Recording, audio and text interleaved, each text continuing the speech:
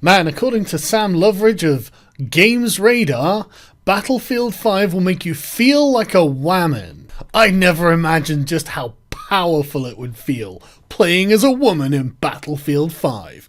Ignore the haters. Playing as a woman in Battlefield 5 is better than I thought it would be. Kind of misogynistic there, Sam. Do you think it was going to be shit? Have you ever played a video game before, Sam? I mean, she's no Chun-Li, is she? Those thighs. The concept of having female characters in Battlefield 5 has been a contentious one. When the game was first revealed in May, the outcry could be heard from space. Just trolls. Not fans of the game, trolls. Angry at seeing women in Battlefield 5. Yeah, that's it. It's just that there are women in it. It's not that it's a game that's meant to be set in World War II, that looks like it's set in a cyberpunk universe. It's that trolls just hate women. Good job, Sam, you're off to a stellar start. Let's carry on. Trolls angry at seeing women in Battlefield 5 stirred quite the response, particularly under the hashtag #NotMyBattlefield on Twitter, to the point that Oscar Gabrielson, the general manager at DICE, had to tweet a response 2 days later to tell the people that women would be here to stay. Well, of course they would. Imagine how much money they've spent on the marketing and models and animations and everything in the game up until this point. The voices, everything is already ingrained into the game. Of course they're not just going to replace it now. He's going to be saddled with this bad mistake forever. Sorry. I know you're thinking, whoa, what are you talking about? I'm talking about having a cyborg as a main character in a World War II game.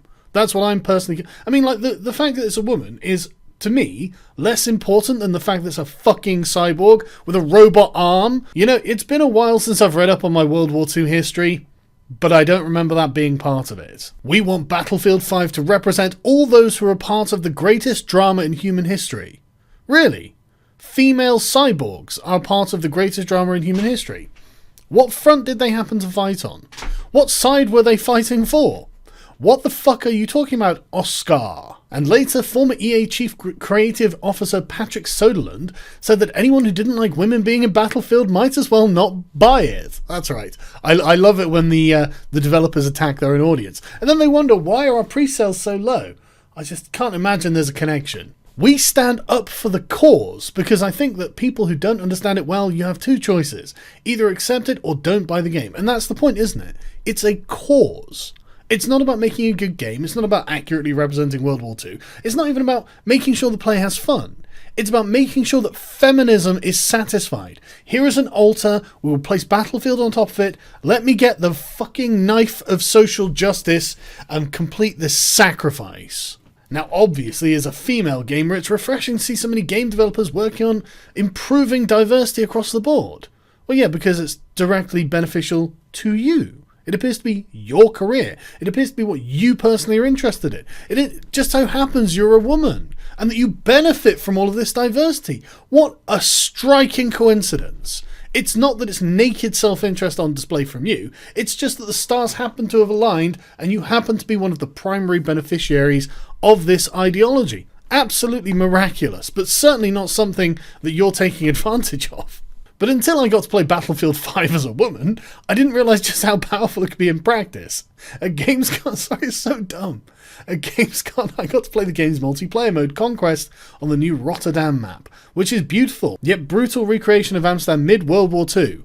You know, where all those female cyborgs were. I spawned onto the map directly, not realising my entire squad was made up of women. Who gives a shit? On paper, that might not sound like anything special, well, you got that. But it's the way Battlefield 5 integrates your character that really makes the difference. Let's read on. Like in previous Battlefield games, when you're downed in multiplayer, you get two choices, wait for a revive or simply just bleed out. But this time around there's a twist on that option. While you wait there bleeding out, you can actually call for a revive and hear your character yelling for help. Amazing. And because it was a female voice, right? Hearing a very British female accent scream for help, saying she's dying and needs someone now desperately is a seriously affecting moment. Multiplayer deathmatch games are not the time or place to look for excess meaning with feminism regarding a video game. You are there as part of a team to defeat the opposing team. You sitting there and making it all about yourself is really not productive. Nobody gives a shit about the emotional moment and your weird fetish for enjoying British women screaming for help as they die. It's really, it's not something you're meant to be personally, like, emotionally moved by. You're meant to be focusing on how to win the match. I mean, call me a selfish, white male chauvinist pig if you like, but I'm often concerned about how my teammates are doing and why I've failed if I'm dying in a multiplayer match. But hey, that's just me. I don't write for Games Radar. Carry on. That could be me lying there in World War II Rotterdam. It really... Is it, though? Is it World War II Rotterdam? How many other cyborgs were in the match, just out of interest? I just can't get over it. I can't fucking get past this, I'm sorry. Blood pooling on the cobbled streets. Actually me. British woman me. Are you a British woman? And makes the entire Battlefield 5 experience more intense. Yes, it's really intense after you've been killed, or after you've been seriously incapacitated and you're laying there and you're unable to do something. That's when it gets intense, is it? Not when you're on the cusp of whether you're going to live or die. It's after you've died. Brilliant. Just running along and hearing a woman breathing heavily heightened the immersion. Sounds sexy. Hearing female voices cry out of the tank growls, grenades and gunfire is an insane experience in something like Battlefield. And yes, it's incredibly true to real life as well. And watching your avatar gunned down and lying prone as a woman is almost humbling, regardless of whether I'm playing as a British or German female soldier. Are you unable to empathise with men? If a man's lying there dying, it's okay because he's a man, I mean, you know. But if a woman's lying there dying, my god, this means something. This is depth. She says, I've been playing Battlefield titles, blah blah blah blah blah, yes. But it's the amazing sound inherent in Battlefield 5 that changes the way you feel playing as a female character. Is it? I think I'll probably just carry on as usual. You're not just a female form, you're closer to a living, breathing woman. Bitch, you are a living, breathing woman. Why don't you try being something you're not in a video game for once? I mean, for example, I've just been playing Doom. I'm not the Doom Slayer. So when I'm jumping around and smacking the crap out of a bunch of demons, man, that's way better than playing a neckbeard. But you're not just a female form. You're close to a living, breathing woman. One who feels pain and gets killed, just as you have with male avatars for years previously, that apparently you can't relate to whatsoever. I honestly had no idea what kind of difference it would make for me as a Wamen. Sorry, as a player. It doesn't take anything away from the brilliance of the game either. If anything, it just adds to it, doesn't it? I've only played a slice of the entire package that Dice will provide in October, and are you being paid for this promotion, just out of interest? But Battlefield 5 is very much a premium World War II game. Doesn't sound like it's even set in World War II. A bunch of women jumping around tanks with cyborg arms, screaming. Is that World War II? Do you think that's an accurate representation of what happened in World War II? Or is it people crouching low to the ground trying not to get shot?